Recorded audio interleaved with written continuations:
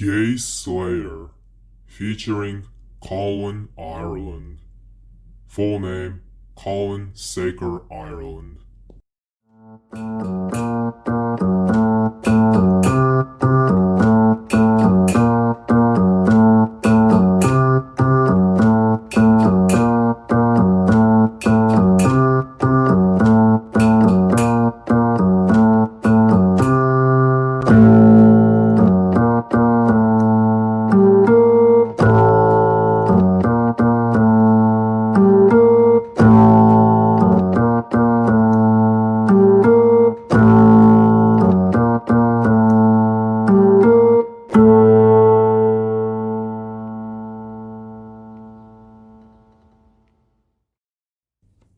Crimes and sprees.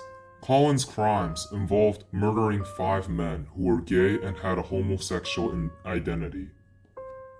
The murders would take place from March of 1993 to June of 1993, in a way 3 months in total.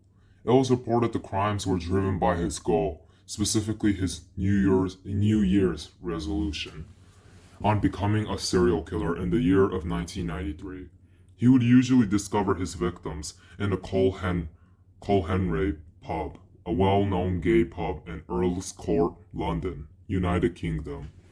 Usually during the murders, Colin Ireland would carry a so-called murder kit he named, that contained objects such as handcuffs, ropes, and duct tape. It was noted the dubbed killer kit would be carried in every single crime scene. It was reported Colin, after every crime and murders, he would have a sleepover with the dead bodies of the victims. In addition, he would eat their food and straddled on top of the corpses. Also, he would watch cartoons as he laughed and drank some beer, other beverages. To avoid being caught, he would act as a janitor and clean their rooms and make it spotless in order to avoid suspicion from the police when they caught on. It was reported though, in one of his crime scenes, a victim was found dead while choking on a condom for men's private parts, specifically the penis. It was also discovered with some of his victims, he would place a teddy bear on their torso. Colin had also burned one of his victims' testicles with a lighter. He would travel some parts of the United Kingdom, including London, to satisfy his murders. Investigation. The investigation of Colin Ireland was heavily frustrating reportedly. There were many failures from the police, in addition severe lack of evidence of Colin Ireland being the murderer, leading to the investigation becoming slower in pace. In fact, Colin Ireland had taunted the police several times, many times really, along with the news station. While not proven, but he would even send a picture of him sticking the middle finger as a condom wrapped around his middle finger. It was reported in one of the sources, though it's highly false. It's highly likely it's false. Anyways, it took months for the police to realize the murders of 5 gay men was held responsible by a single killer. It was difficult for them to realize due to the fact that the murders had taken place in several places across the different areas and counties in London and the United Kingdom. Even different counties, as said before. Colin did not leave any DNA evidence in his crime scene. He was a clean man in the eyes of the police. A fear within the LGBTQ community aroused due to the fact they were fearful that the police, specifically for those who had homophobia, would taunt them. The investigation began to fade away under the pressure of emerging and advancing forensic technology. A CCTV footage of Colin Ireland walking with one of his victims was discovered. However, on July 20, 1993, instead of the police catching him, he would casually turn himself in with the help of his lawyer. Specifically, Colin Ireland would walk inside Crawley police station, then surrender to the police. Trial and court proceedings. The trial and court proceedings of the case of Colin Ireland was quite simple actually. In fact, Colin had turned himself in, shown no denial, however with no remorse, and pled guilty to all murders in first degree. In addition, he would speak so calmly of the murders without the dramatic speech like in the case of Ted Bundy. The court took place on December 20, 1993 in Old Bailey Court. The court would purposely make Colin unpopular due to the fact he stated he did the murders to become famous. Therefore, he would receive less popularity unlike the British cases of Frederick Walter Stephen West, or other serial killers. Mostly the evidence relied on the recordings Colin Ireland would make in the police station. During the court proceedings, Colin was diagnosed as a psychopath, the type of one who would desire popularity and power, basically a narcissist. Ultimately, the judge, not jury, had sentenced Colin to 5 life sentences. In addition, the prosecutors had requested for Colin to never get released, due to the fact he was too dangerous to be released in the public. Therefore, it meant he would die behind bars, specifically in HMP Wakefield, West Yorkshire, United Kingdom. Childhood. The childhood of Colin was definitely unstable, dysfunctional, and really a place to become emotionally detached from the real world. Colin Ireland was born to a teenage mother who was also unmarried due to the fact Colin Ireland's biological father had abandoned the family at such early age. In other words, Colin had lacked a father figure in his childhood years. There were many stepfathers in his life, though they did not care or couldn't care less about Colin Ireland. It was reported he disliked the peers around him, and he himself was also disliked by the surrounding peers. He was socially isolated in a way, not having the power or ability to form deep connections with anyone around.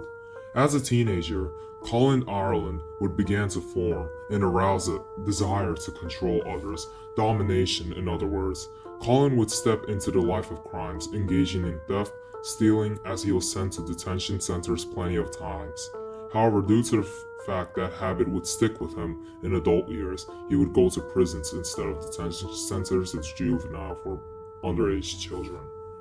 Overall, the life of Colin in his childhood years was filled with severe isolation and inability to cope with his mentality. Personal life, potentially affecting their crimes and acts. Colin's personal life has not changed from childhood. There were many struggles in his life, such as failed marriages, financial desperation, and sexual repression, and a double life, specifically job and murders. There were 2 failed marriages within Colin Ireland's life.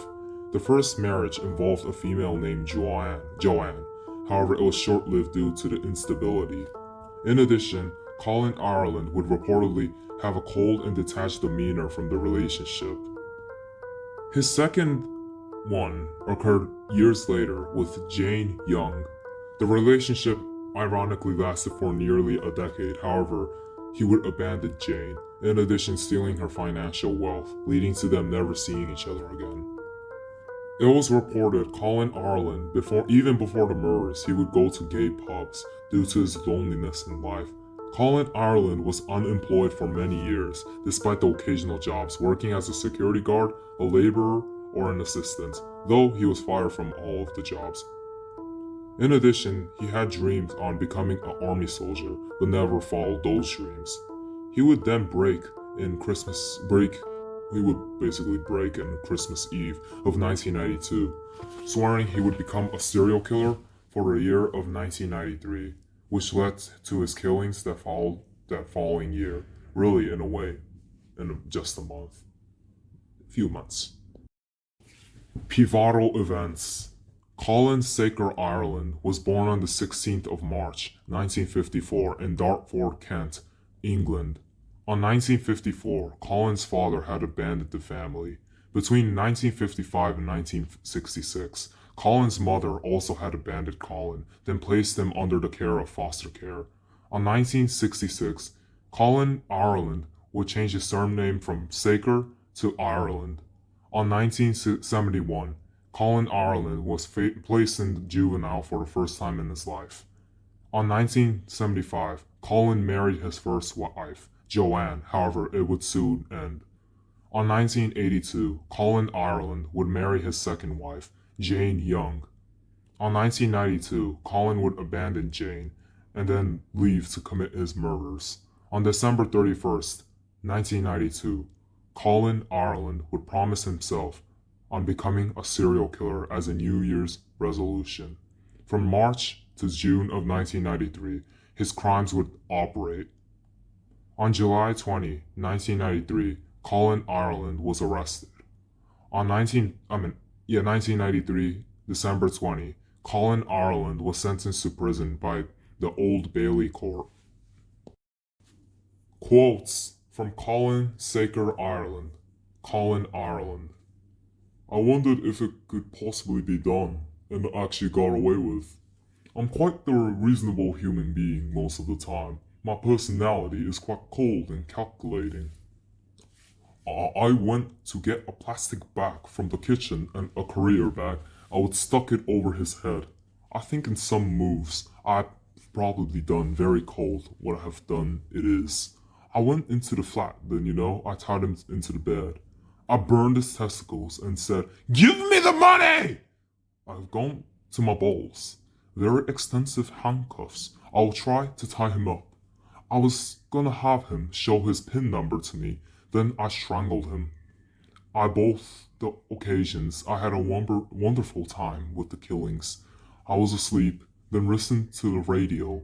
Then he was asleep, so I choked him. I think that mentally was quite the degree. If I was gone, it would not be a relief. I was violently guilty when the trial had came. The judge told me I would be in imprisonment. Forensic inferences. The life of Colin Ireland was really filled with many abandonments, isolation, and even as an adult, he was isolated from jobs.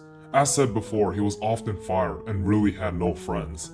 A lot can prove that he was not happy in his marriage in the first place. He may have had some sort of gay identity. However, he did not want to admit he was gay because it may have been shameful to him. He was really both physically and mentally isolated, even from himself. One side of him likely told him he was gay. However, the other side told him to not follow that identity and keep going in the footsteps that led to the murders. Which that side likely led to him having enough of the isolations. He desired to have some sort of power in his hands, but he thought, what was it? Regardless if it was positive or negative, as long as he was seen, he was happy with it. As a diagnosed psychopath, he cannot feel any sense of genuineness. There was really nothing in his life in the first place that was genuine or even showed close traits of it. He likely, while not proven, may have felt a sense of annoyance and regret on marrying a female due to the fact his true self preferred men. However, instead of following his gay identity with that mindset, that feeling turned into hate towards gay people due to the fact he likely thought, why does a gay identity have to exist? It is their fault for me having to be mentally isolated. So he wanted to block that isolation with popularity and a sense of being recognized by the public.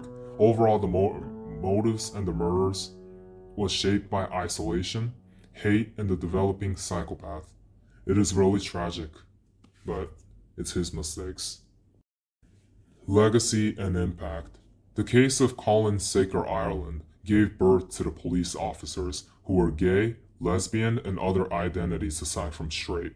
The media began to ignore the case of Colin Ireland in order to prove otherwise for his desires on becoming famous.